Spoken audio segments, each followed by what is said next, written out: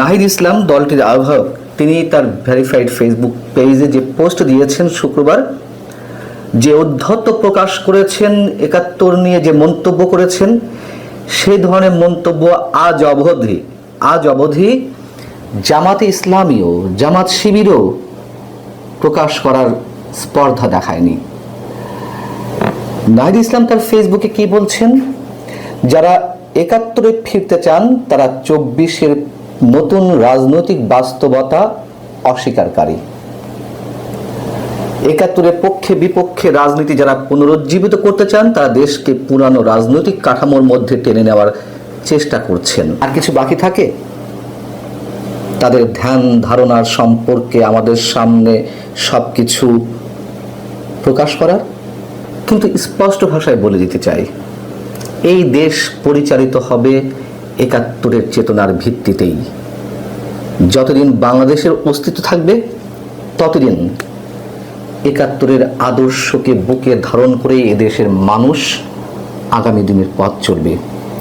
৭১ আমার হাজার বছরের শ্রেষ্ঠ অর্জন। কর্নেল অলি আহমেদ কি বলেছিলেন মনে আছে তো আপনাদের?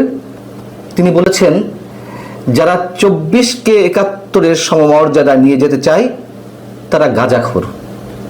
এটি কর্নেল অলি আহমেদের কথা। ৭১-এর পরাজিত শক্তির সঙ্গে ঐক্য করবেন ২৪-এর দোহাই দিয়ে, কিন্তু ২৪-এর পরাজিত শক্তির সাথে ঐক্য করা যাবে না। ঐক্য করার দরকার নেই। পরাজিত শক্তি ২৪-এ তো আওয়ামী লীগ, দরকার নেই। মানে ইদানিং কি সব ব্যাখ্যা দেওয়া হচ্ছে? আওয়ামী লীগের দোহাই দিয়ে স্বাধীনতা বিরোধী শক্তি যুদ্ধাপরাধী দলের সঙ্গে ঐক্য করতে পারবেন, আওয়ামী লীগের সঙ্গে ঐক্য করতে পারবেন না, দরকার নেই বলছি। আবারও ঐক্য করবেন মুক্তিযুদ্ধে বিরোধী শক্তির সঙ্গে, সেই ঐক্যের ভিত্তিতে দেশ চলবে, এটা হয় না, এটা হবে না, কখনো সম্ভব না।